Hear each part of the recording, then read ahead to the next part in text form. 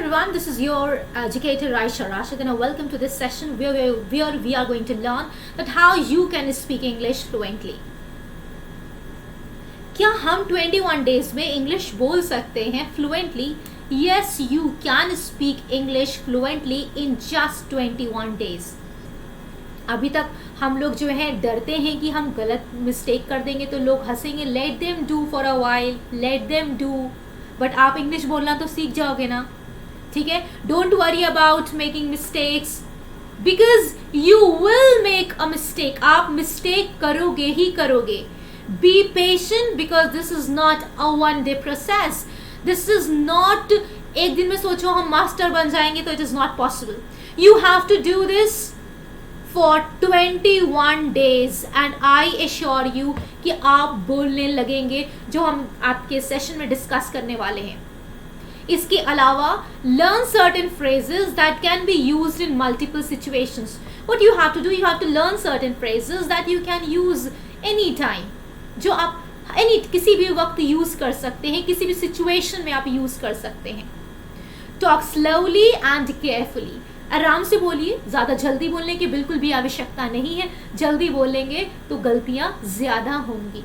आराम से बोलिए, सोच के बोलिए कि हम क्या बोल रहे हैं. Restrict yourself to simple sentences until you gain confidence. आराम से छोटे छोटे सेंटेंस बोलिए. बहुत ज़्यादा बड़े बड़े सेंटेंसेस बोलने की आवश्यकता नहीं. आराम से छोटे छोटे सेंटेंस बोलिए और डेफिनेटली आप लोग एकदम फ्लुएंटली बोल पाएंगे.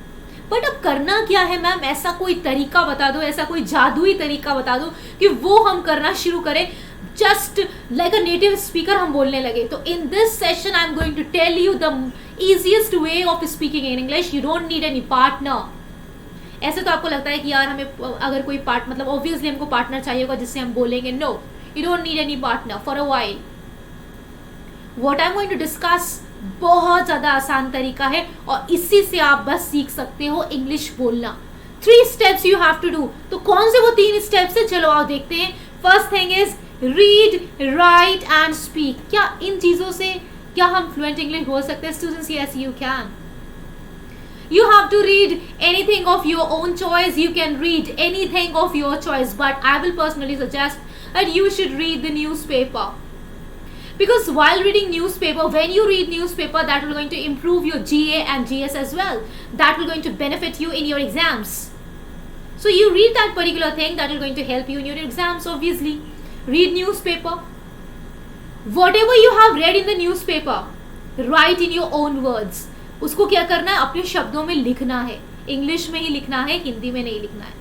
When you write in this way, you will improve your what? You will improve your descriptive writing examination. You will not make a mistake while writing the things. आपके जो spelling errors होते हैं वो भी नहीं होंगे. And then whatever you have written, you just start speaking. और बोलना कहाँ पर है? Stand in front of mirror. शीशे के सामने खड़े होना and start speaking. Look yourself into the mirror and start speaking whatever you have read, whatever you have written. Start speaking that thing.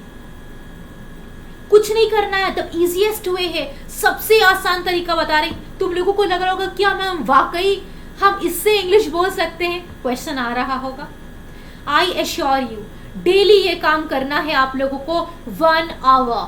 21 hours में I need only 1 hour. Obviously आप English improve कर रहे हो अपनी, और जब English बोलने लगते हो तो आपकी सोसाइटी में एक रिस्पेक्ट मिलने लगती है और लोगों को ऐसा लगता है इंग्लिश आती है तो उसको तो सब कुछ आता होगा. It is a global language, it is a business language. You should know English. बस रीड कर लो, राइट कर लो और स्पीक कर लो. And even you can skip this thing. आप 3 से आप 2 स्टेप्स भी कर सकते हो. सिर्फ और सिर्फ रीड करो और स्पीक करो, रीड करो और स्पीक करो. इन दिनों इन 21 डेज में आपको ये ध्यान रखना है, ज़्यादा से ज़्यादा न्यूज़ सुननी है इंग्लिश में.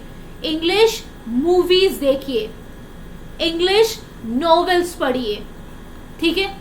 इससे आपकी बहुत ज़्यादा इम्प्रूव होगी. इंग्लिश में रहना सीखिए. यानी ज़्यादा से ज़्यादा सुनना है हमको, ज़्यादा से ज़्यादा पढ़ना है हमको.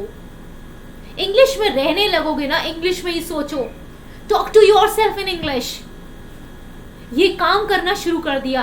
द 2 स्टेप्स, द मोस्ट, सबसे आसान तरीका स्टूडेंट्स हमने आप लोगों के साथ में डिस्कस करा है। अगर अब भी आप नहीं बोल पाए तो इसका मतलब है कि आप वाकई दिल से नहीं चाह रहे हैं बोलना। आई एश्योर यू 21 डेज में आप बोलने लगेंगे। ये बस रीड करो, राइट करो, स्पीक करो, ये आप स्किप भी कर सकते हो अगर आपके पास कम टाइम रहता है तो, बट रीड तो करना ही पड़ेगा और स्पीक शीशे के सामने खड़े होके बोलना ही पड़ेगा। अभी हम आपको कुछ टॉपिक दे रहे हैं। पहले बिफोर गिविंग टॉपिक, जैसे अभी प्रॉमिस करो, yes ma'am will do it, we can speak English and we will speak English. इसी वीडियो के नीचे कमेंट आना चाहिए 21 डेज के बाद, मैम हम तो फर्राटेदार इंग्लिश बोलने लगे, हम तो नेटिव स्पीकर की तरीके से इंग्लिश बोलने लगे। I will be waiting for that moment. Promise करो, टाइप करो, प्रॉमिस करो, प्रॉमिस जल्दी से कमेंट में टाइप करो, प्रॉमिस मैम हम 21 डेज तक की लगातार बोलेंगे, 21 डेज लगातार बोलेंगे, प्रॉमिस करो, अभी कमेंट में टाइप करो। So students, this was all, आसान तरीका था। आई होप सो आप सब लोग ऐसे करोगे और आप सब लोग fluent speaker, I mean you will become like a native speaker. आप लोग इंग्लिश बोलने लगोगे लाइक अ नेटिव स्पीकर। मजा आने वाला है आप सब लोगों को। So this was all about, I hope so कि वीडियो अच्छी लगी होगी। बहुत आसान तरीका डिस्कस करा है आप लोगों के साथ में। And thank you everybody for watching this particular session. अगर सेशन अच्छा लगा है तो जरूर लाइक कर देना है और शेयर कर देना है, और प्रॉमिस करना अपने फ्रेंड्स के साथ में शेयर करना, उनसे भी बोलना 21 डेज का ये मैम का चैलेंज है, चलो लेट्स एक्सेप्ट इट। और हम भी बोलेंगे और मेरे फ्रेंड को भी, सबके साथ में ये शेयर कर दो, जितने भी तुम्हारे ग्रुप्स हैं उनसे बोलो कि नहीं हम लोग 21 डेज करते हैं। एंड 20 आज वीडियो बनानी है, लास्ट डे बनानी है, आपको इंप्रूवमेंट खुद दिखेगा। So students, I take all with and all the very best for your future endeavors. Keep learning, keep growing, and thank you everybody for joining me.